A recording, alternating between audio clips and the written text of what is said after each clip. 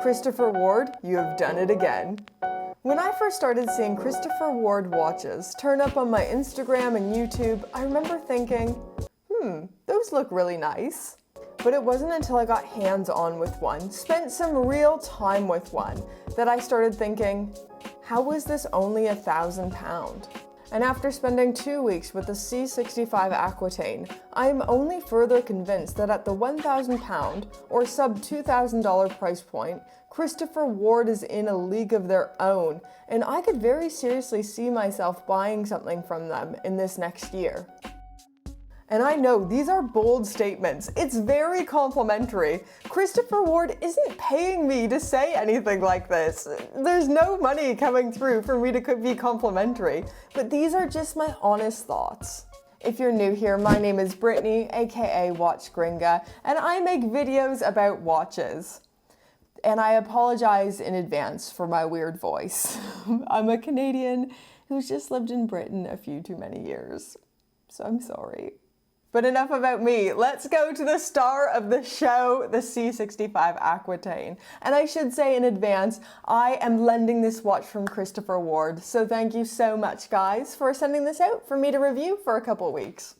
Named after the Aquitaine region in France, this watch takes inspiration from the dive watches of the 1950s and the Blancpain 50 Fathoms. This is most evident in the dome sapphire bezel, but it also has some pretty unique Christopher Ward aspects as well. I've been trying to figure out why an English company would ever name a watch after a region in France, and I've been trialing out many conspiracy theories about the co-founder and CEO being called Mike France.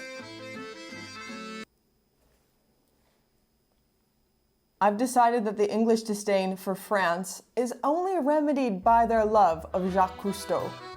So it is named after the storied Aquitaine region of France, known for its wine, and of course, being the home of Jacques Cousteau. But I'm still on to you, Mike France.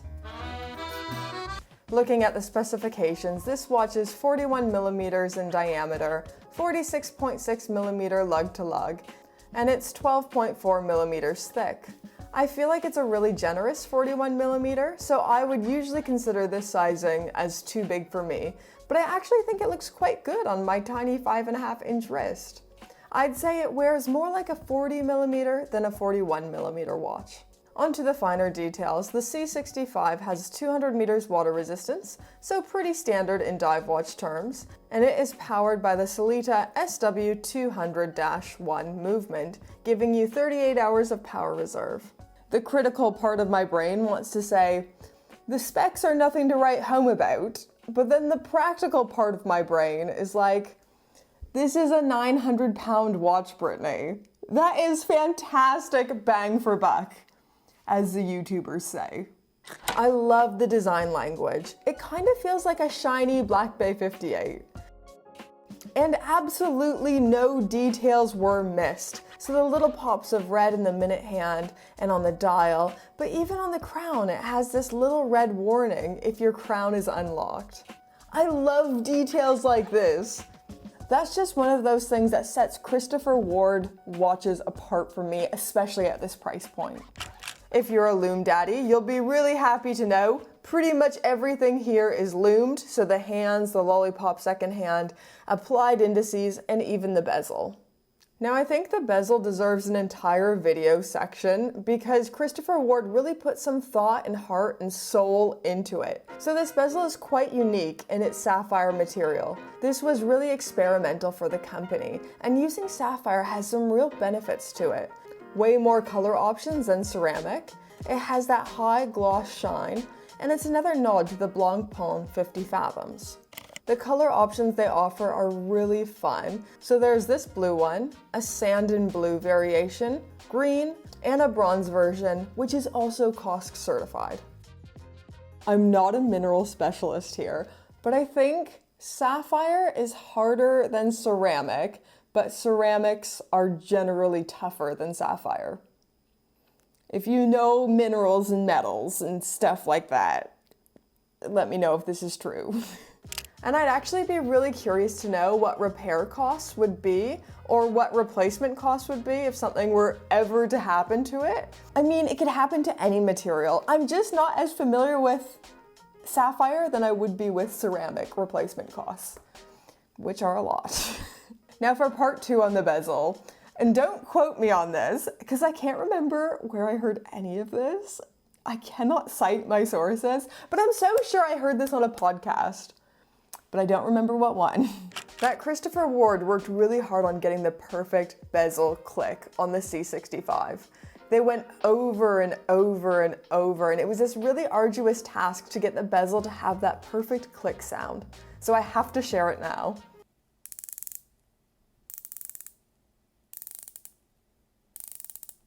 But once again, I don't remember where I heard this, so don't quote me on any of this. Another part we need to talk about is the Christopher Ward logo. So one of the big faults I had with the C63 Sealander was the Christopher Ward logo. Their old written logo just felt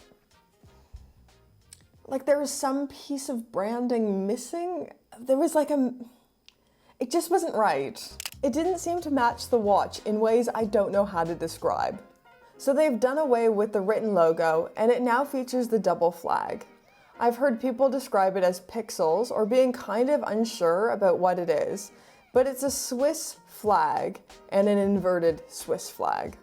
This is more dodgy information that I'm so sure I heard on a podcast, but I don't know which one.